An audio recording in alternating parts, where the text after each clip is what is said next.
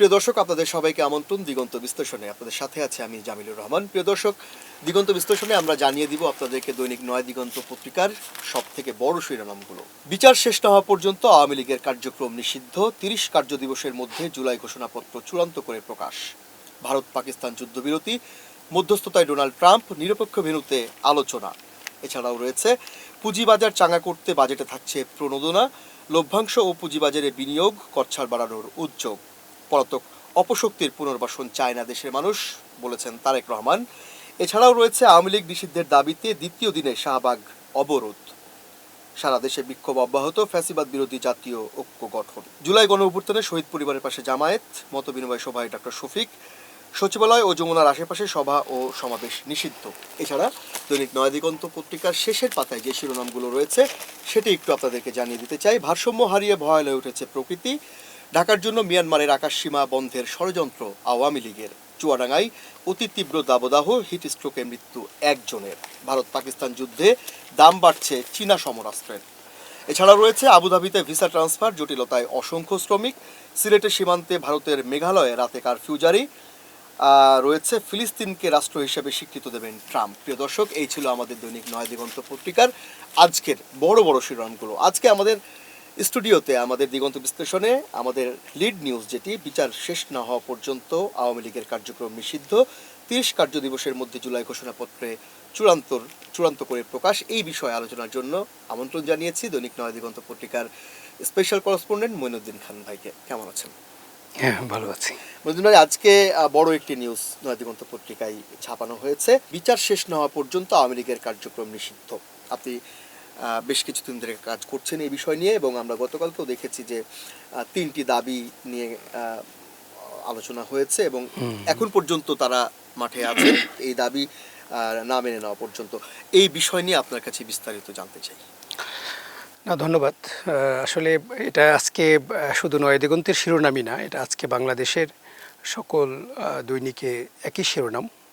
হ্যাঁ, আপনি আসলে জানেন যে গত কয়েকদিন ধরে খুবই গরম চলছে। এর মধ্যে যে খবরটা আমরা দেখতে পাচ্ছি এটাও একটা খুব গরম খবর। ইভেন শুধু গরম না, আমরা যদি এটাকে বলি যে এটা খুবই একটা যৌক্তিক সিদ্ধান্তেও আমরা মনে করতে পারি।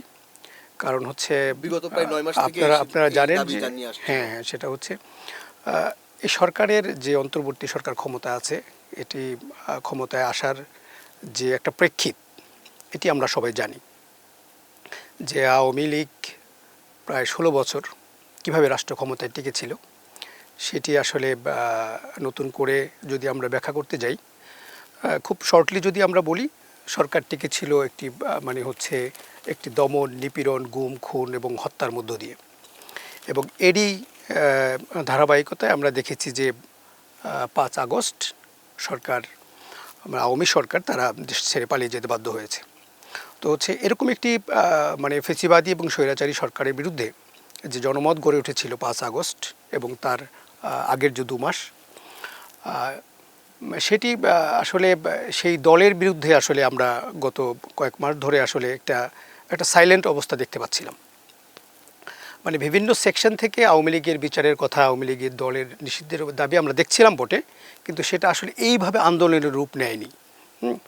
তো হঠাৎ করে আমরা দেখলাম যে গত বৃহস্পতিবার মধ্যরাতে, আপনি জানেন যে এনসিপির যে মুখ্য সমন্বয়ক আছেন হাসনাত আবদুল্লাহ, তো তার নেতৃত্বে আমরা দেখেছি যমুনার সামনে একটা বড় ধরনের গ্যাদারিং হতে আমরা দেখেছি। এবং সেখানে রাতভর বিভিন্ন সেকশনের, এনসিপি তো বটে ছিলই, বিভিন্ন ইসলামিক পার্টির দলগুলো আমরা দেখেছি যে সেখানে জড়ো হয়েছে এবং তারা আওয়ামী লীগ নিষিদ্ধের দাবিতে তারা আসলে খুব একটা বড় ধরনের আন্দোলনের দিকে যে তারা যাচ্ছে সেটি টের পাওয়া যাচ্ছিল।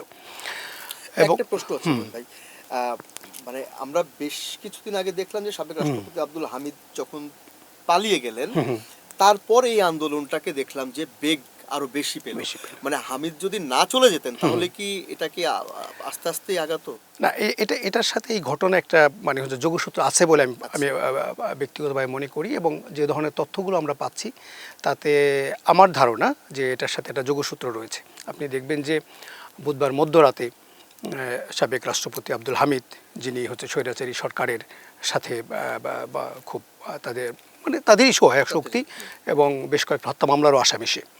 তো তাকে যখন রাতের এই আঁধারে এবং একটা বিমানবন্দর দিয়ে সে যখন চলে যায়, তার মানে হচ্ছে যে রাষ্ট্রের শক্তি, রাষ্ট্রের যে বিভিন্ন উইং তাদেরকে সহায়তা করছে, এই ধরনের একটা আমরা মানে খুব সহজেই এই ধরনের একটা মানে একটা বার্তা পেতে পারি।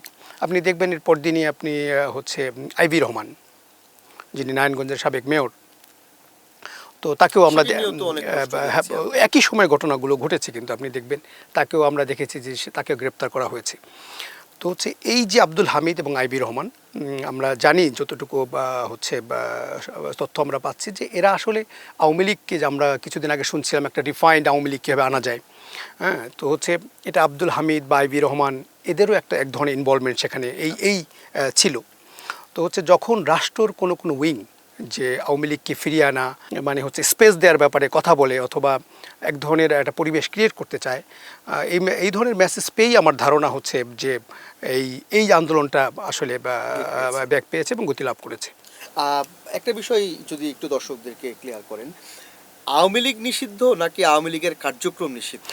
দেখুন, এটাও প্রাথমিক পদক্ষেপ। একটা হচ্ছে সরকার ইতিমধ্যে বলে দিয়েছে যে মানে আপনি জানেন যে আন্তর্জাতিক ট্রাইব্যুনালে যে এই যে 5 আগস্ট গণহত্যার সাথে যারা জড়িত তাদের বিচার প্রক্রিয়া চলছে। তো এই আইনে আসলে হচ্ছে দল হিসেবে আওয়ামী লীগের বিচারের কোনো প্রভিশন সেখানে ছিল না।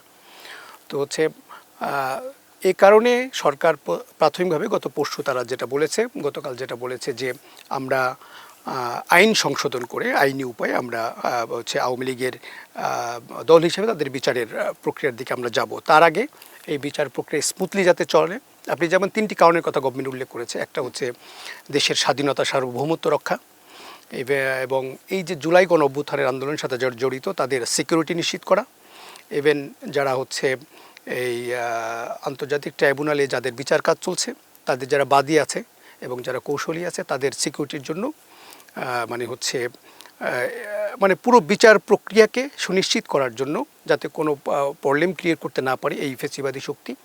এ কারণে বিচার প্রক্রিয়া শেষ না হওয়া পর্যন্ত অথবা বিচার প্রক্রিয়ার একটা ফাইনাল গতিতে না যাওয়া পর্যন্ত এই কার্যক্রম অব্যাহত থাকবে, তাদের কার্যক্রম বলা হচ্ছে আপাতত। আজকে আপনি দেখবেন একটু আগে সেটা হচ্ছে সরকার একটা হচ্ছে সন্ত্রাস বিরোধী আইন, তারা অলরেডি এটার খসড়া তারা অনুমোদন করেছে।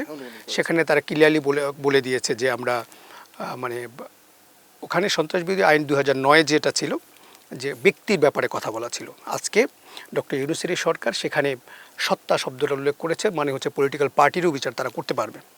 আচ্ছা, তো হচ্ছে মানে সরকার অ্যাকচুয়ালি ওই পথেই হাঁটছে আপাতত, তাদের আওয়ামী লীগের কার্যক্রম নিষিদ্ধ। বাংলাদেশের প্রেক্ষাপটে এটা কি আদৌ সম্ভব হবে? না, একটা দেখুন, এটা আবার ভিন্ন একটা আলোচনা। সেটা হচ্ছে আমরা এখানে যদি বিএনপির অবস্থানটা আমরা দেখি তাহলে আপনি হয়তো কিছু মেসেজ পেতে পারেন। সেটা হচ্ছে আমরা জানি যে আওয়ামী লীগ এই যে স্বৈরাচারী সরকার বিদায়ের আগে তারা জামায়াত ইসলামীকে নিষিদ্ধ করেছিল। হচ্ছে একটা না এই যে মানে হচ্ছে এই তাদের রাজনৈতিকভাবে তাদের নিষিদ্ধ করেছিল। তো হচ্ছে এটা হলো জাস্ট হচ্ছে ক্ষমতায় থেকে পালিয়ে যাওয়ার বেশ মাত্র 2-3 সপ্তাহ আগে হবে সেটা। তো হচ্ছে এটা সরকারি প্রজ্ঞাপনের মাধ্যমে করা হয়েছিল। তো আসলে এই ধরনের ডিসিশন কতটা টেকসই সেটি নিয়ে আসলে মানে হচ্ছে আমরা নানান ধরনের বিতর্ক হতে পারে।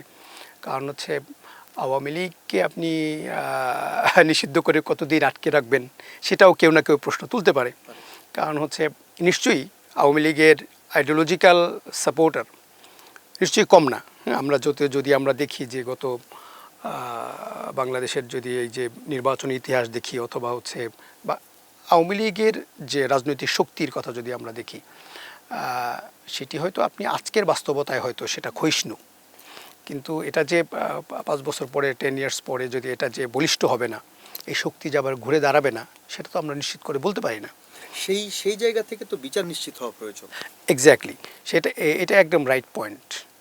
কারণ হচ্ছে আপনি একটা দলের বিচার যতটা টেকসই তার চাইতে বেশি হওয়া উচিত সেটা হচ্ছে আওয়ামী লীগ যে গণহত্যা চালিয়েছে সেটির বিচার সুনিশ্চিত করতে হবে। কারণ হচ্ছে আমাদের সামনেই হত্যাকাণ্ড ঘটেছে, এদেশের জনগণ দেখছে, মানুষ দেখেছে।